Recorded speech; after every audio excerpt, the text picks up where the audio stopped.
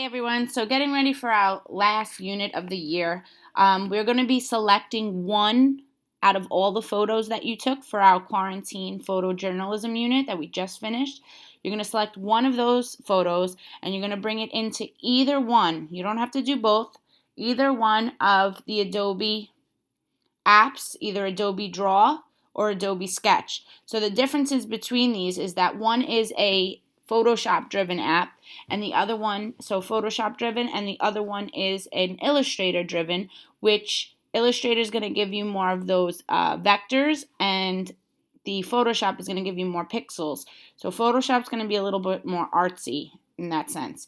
So here is the project I was working on from my photo. So if I shut off all my drawn images and just turn on my picture, I had brought in the actual picture that I took, showing all of the cardboard that I have been building up from all the ordering online that I've been doing, and I kind of have it sitting in the hallway before I break it up to put it out for recycling. So I actually liked the fact that this looked very like caged in, similar to this idea of being quarantined and not being allowed out. So there's a lot of symbolism that's in this picture, even though it looks pretty simplistic. So what I did was I brought it into the app, and then right on top of that photo, I added new drawing layers, new draw layer, and I drew on top of that. So in the end, I placed my railing drawn on one layer. I did some of the boxes in another layer, and I did the remaining boxes in the third layer, and then I also did a background. So if I shut off the photo and I only turn on the images of what I drew, this is kind of the Illustrator version. So what's in this app here in the Adobe Draw app is going to be much more vector based and very clean cut, similar to the way it would be for a print Illustrator version project. So the way to do this, I'll start it up in a second. So you would go to, when you open up, so again, let's just start from the beginning. This is Adobe Draw. Adobe Draw is Illustrator. It's more vector based. So you open up the program, you go to the little plus. I suggest you use any of these print options, and it also depends on the layout that you want to go by.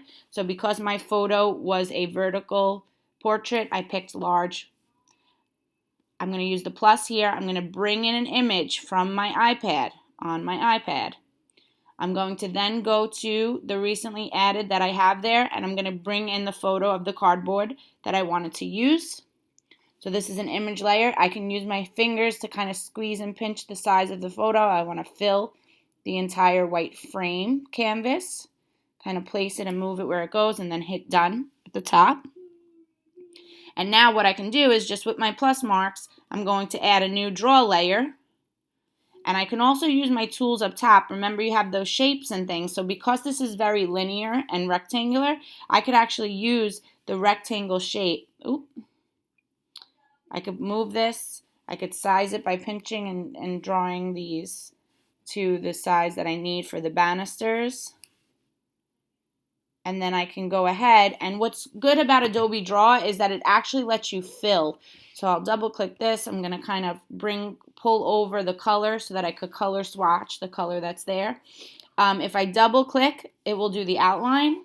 If I hold, it will fill the entire rectangle. And then if I hit the X or just move this over to the next bar, I could double click to outline, hold to fill. Move it over, double click, hold to fill, and then exit out. So I kind of already just did those banister railings, and then if I wanted, I can grab that same rectangular shape. I can move it, turn it over this way, make it a little bit larger, drag the color swatch to the top of this bar, which is a darker gray.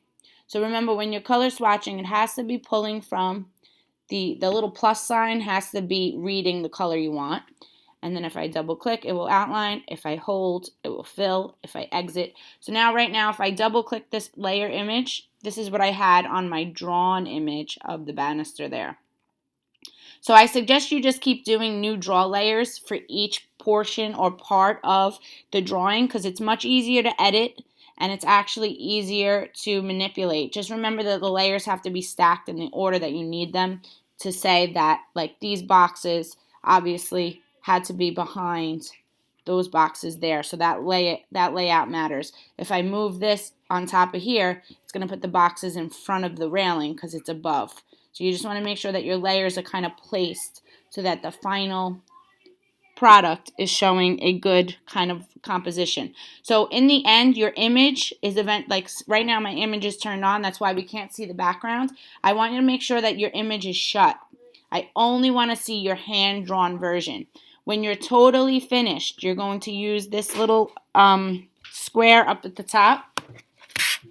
This little square here with the arrow. You're going to press that. You're going to go to Image and then Save Image, because I want you to save it as an image. And then you're also going to go back to the square with the arrow, and you're going to go to Time Lapse. And you're going to hit that box with the arrow one more time and save video. So now in my iPad storage, I have the photo saved clean, and I also have the time-lapse video. So if you guys want to watch what was done here from beginning to end, remember you could see everything that was done from start to finish of this project, when I was turning things on, when I was shutting things off. So this is the Adobe Draw, again, which is Illustrator driven. If you want, you could use the Adobe Sketch, which is Photoshop driven. So here, if we go back, I did the same exact project using the same exact picture, but this time I did it in Adobe Sketch, which looks much more painterly because this is actually pixels and it has different.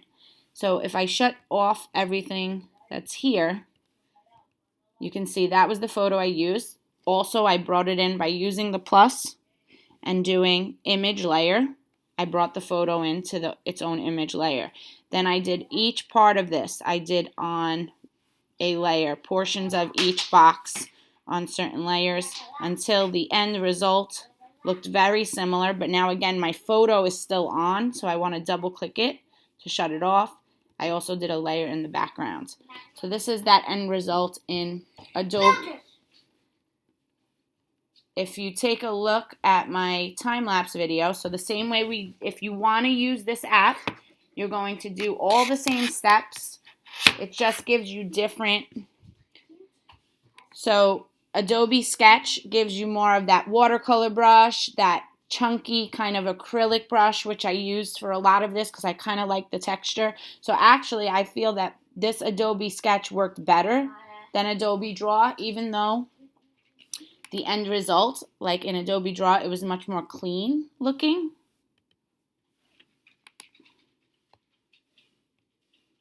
It did look more similar to like the way cardboard would look, much more clean cut, but I do really enjoy the way Adobe Sketch gave it that painterly quality, which I enjoy more just because I am a painter. So you're going to pick one of these apps, either one that you like the tools in, and you're going to select one photo from your 15, and you're going to give me a drawn representation of it using the tools. So again, you want to make sure that you're saving both as a image and also as a time lapse. I'm going to just show you this last time lapse before we go. So this again is going to show you start to finish, when I started, how I worked through, how I shut things while I was working.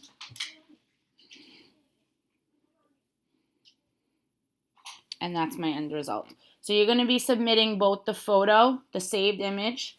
So again, using